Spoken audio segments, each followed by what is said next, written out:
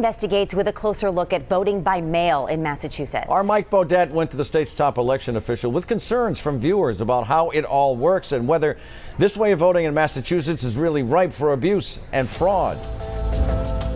The pandemic is changing the way we vote in Massachusetts. A new law passed here on Beacon Hill is allowing every registered voter in the state to cast their ballots by mail. But it's also raising some questions.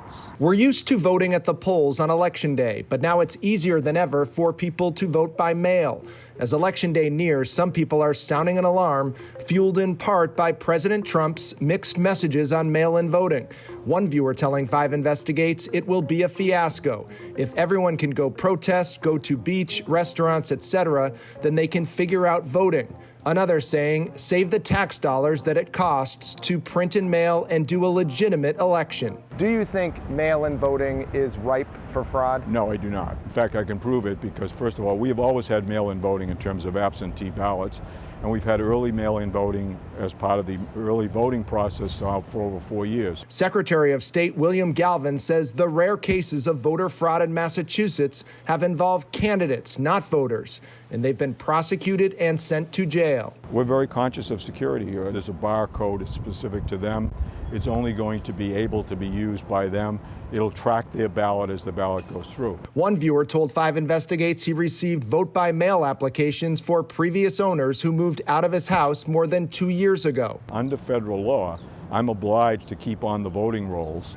Anyone who's on the rolls who has relocated until I'm notified that they have in fact relocated. I have to keep them on for a period of time, multiple years. But Galvin says the previous owners would have to prove they still live there in order to vote, and the current owner would be prosecuted if he tried to vote under someone else's name.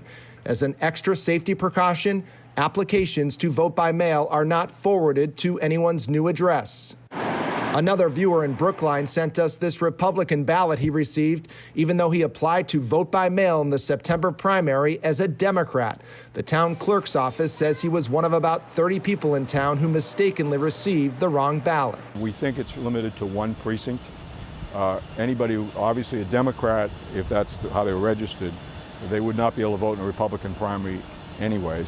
Amber McReynolds is CEO of the National Vote at Home Institute, which is working to expand vote at home systems in all 50 states. She says there's a lot of misinformation out there. And we know from the data and research that's been clearly articulated in the public domain that voter fraud is extremely rare. It's exceedingly rare across all forms of voting.